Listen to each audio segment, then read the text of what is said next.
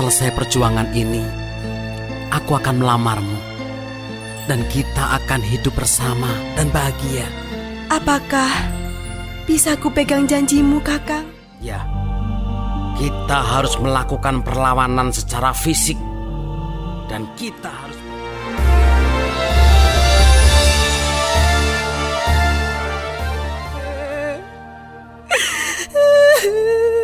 Kakang.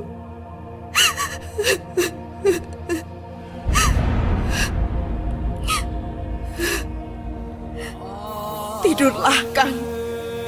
Tidurlah. Aku akan membalaskan kematianmu. Hai kau Jepang, hadapi aku.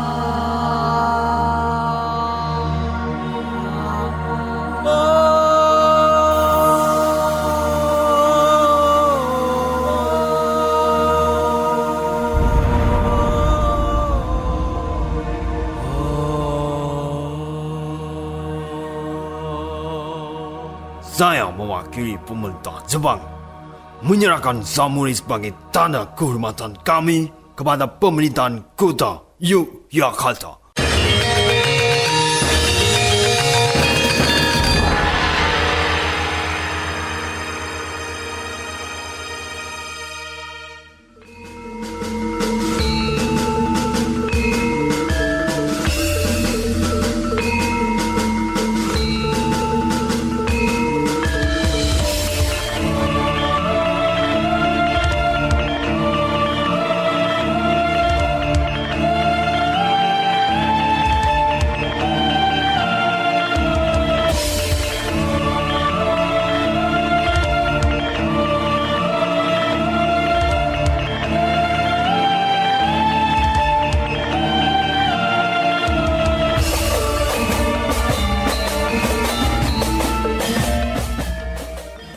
Biasa banget ya, ternyata Pak udah nonton.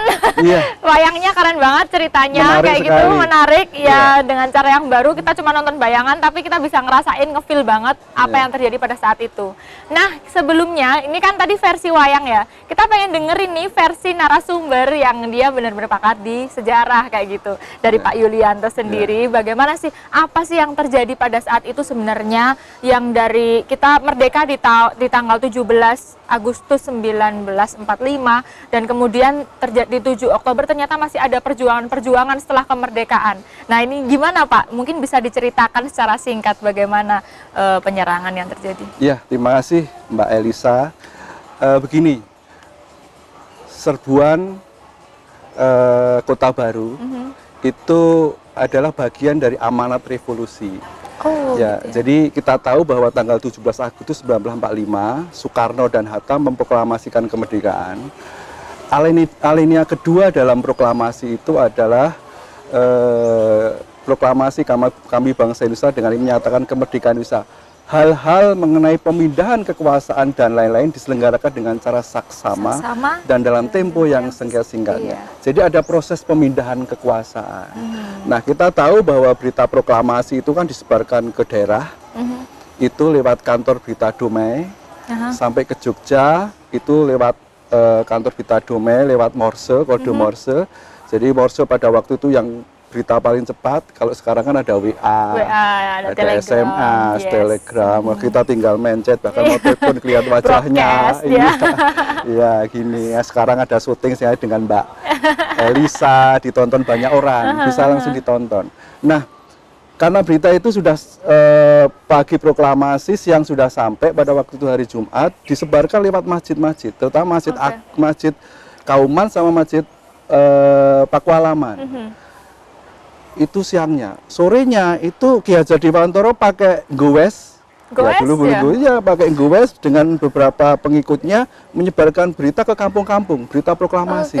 Jadi zaman dulu itu gowes juga sudah ada itu untuk menyebarkan proklamasi, nggak sekarang saja. Nah, setelah proklamasi tersebar, kan harus tadi dibentuk kekuasaan. Nah, di sini ada sultan. Ya, kemudian di sisi lain kemudian dibentuk juga namanya KNID, Komite Nasional Indonesia Daerah. Nah, itu kemudian diketuai oleh Muhammad Saleh, kemudian terbentuk juga BKR sebagai organisasi yang menjaga keamanan. Itu ada RP Sudarsono, ada Marsudi dan lain-lain. Nah, BKR dan KNID itu proses pemindahan kekuasaan. Maka pada saat itu tanggal 21 September 1945 itu di Gedung Agung sekarang di Malioboro itu depan Benteng Frederiksburg itu namanya dulu Ryokan Kante. Ryokan Kante ya, itu nama Jepang, bahasa Jepang ya. Itu benderanya itu bendera Jepang Hinomaru. Itu diturunkan diganti dengan bendera merah putih. Itu sama peristiwa di Surabaya ya. Itu diturunkan kemudian disebarkan itu tanggal 21 September. Kemudian tanggal 26 September itu gedung-gedung yang dikuasai Jepang, pabrik-pabrik yang dikuasai Jepang, itu diambil alih oleh pemuda. Diambil oleh BKR. Nah, pemuda-pemuda pada waktu itu yang terkenal ada pemuda Gowongan, ada pemuda Jagalan, pemuda Patuk. Nah, sampai akhirnya kemudian pada tanggal 5 September, para pemuda-pemuda itu sama BKR berencana untuk merebut tangsi senjata Jepang yang ada di Kota Baru. Itu namanya gedungnya namanya Kido Butai. Ya, nah ini harus direbut. Maka kemudian yang dipilih dulu adalah ketua KNID sama perwakilan BKR yaitu Muhammad Saleh sama RP Sudarsono untuk berunding dengan pimpinan Kido Butai itu namanya Mayor Otsaka. Nah, rupanya dalam perundingan itu Mayor Osaka nggak mau nyerahkan, nggak mau nyerahkan. Nah, inilah yang akibatnya kemudian jam 3 pagi pada tanggal 7 Oktober itu jam 3 pagi, bayangkan enak-enaknya tidur harus perang, ya bagi yang punya suami istri enak-enaknya tidur bareng sama istrinya harus perang. Mereka kemudian para pemuda-pemuda itu, ya, yang pemuda Gowongan, pemuda Patuk dan lain-lain. Mereka kemudian awalnya itu pemuda Patuk itu yang mematikan listrik. Listrik itu kan aliran dimatikan. Kemudian tandanya menyerang itu dengan granat. Nah, kalau bunyi granat der itu mulai proses penyerangan. Nah, akhirnya setelah bunyi diserang, dikepung dari berbagai macam arah. Sampai pertempuran itu kan jam 3 pagi sampai kemudian jam 6, jam 7 pertempuran. Akhirnya ada beberapa orang yang berhasil masuk. Itu pun juga ada informasi lain yang mengatakan kalau di situ itu Jepang sudah mempersilahkan masuk. Nah, rupanya setelah masuk itu ditembak sama tentara-tentara Jepang itu. Akhirnya mengapa kemudian ada muncul korban 21 orang. Yang sekarang korbannya itu menjadi jalan-jalan di Kota Baru. Ya, ada Wardani, ada Idiwa Bagus Oka, ada Suhartono, itu nama-nama Jadi yang itu sekarang nama yang gugur. Iya, Oh, itu nama-nama gugur diabadikan jalan. Ya, itu. Nah, itu yang membuat marah. Padahal pada waktu itu Kido Butai yang ada di Pingit itu sudah nyerah. Sudah mau menyerahkan senjatanya, tapi yang di Kota Baru tetap tidak mau. Osaka tetap tidak mau. Osaka pada waktu itu mengatakan dia mau menyerahkan senjatanya kalau mendapatkan izin dari pimpinannya namanya Nakamura pada waktu itu di Magelang. Tapi pemuda tidak peduli, terus diserang. Akhirnya pada pukul 10 pagi mereka menyerah dan akhirnya senjata berhasil direbut.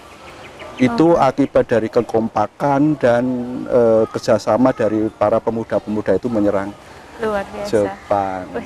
Iya. Gimana? Keren kan ceritanya? Iya, itu. Wah, ternyata nggak mudah ya. Dari sejak awal, maksudnya dari kemerdekaan tuh nggak langsung ya udah merdeka, bendera di mana-mana bisa dikibarkan, terus ya udah hura-hura gitu. Kita merdeka, ye gitu. Ternyata nggak kayak gitu juga. Ternyata habis itu paskanya itu yang lebih sulit ya ternyata. Harus merebut, ya itu istilahnya untuk senjata-senjata kita juga belum punya, makanya harus diambil kayak harus gitu. Diambil, ya. Jadi waktu selama penyerangan maksudnya terjadinya serbuan Kota Baru itu, mereka juga pakai senjata apa ala kadarnya gitu ya Pak ya? Ya. Cuman golok, bambu runcing kayak gitu. Macam-macam. Jadi ada kan unsur-unsur dari yang menyerang itu kan ada misalnya BKR. Itu mereka biasanya rata-rata sudah punya senjata karena mereka kan biasanya paramiliter yang dulu sudah dibentuk oleh Jepang sendiri atau anggota PETA, pembela tanah air.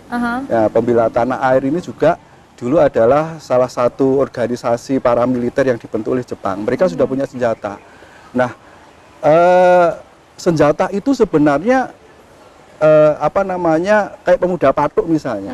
Pemuda patuk itu sebelum serbuan umum serbuan 7 Oktober di Kido Butai Kota Baru, mereka itu sudah merebut senjata secara sporadis. Jadi udah dapat dulu ya, juga ya? Misalnya ada jeep-jeep Jepang yang lewat, mereka sabotase, mereka ambil dan lain-lain. Secara itu. Nah, sisanya kemudian ya tadi seperti Mbak Elisa katakan seadanya, yaitu bambu runcing tadi. Nah, tetapi bambu runcing pada waktu itu maknanya adalah bambu runcing yang punya makna, punya magis, kadang-kadang dibawa ke orang pinter. Ya, gitu. Jadi yang nggak kelihatan juga. Iya, yang terkenal itu ada seorang kiai di Parakan, namanya Kiai Subeki.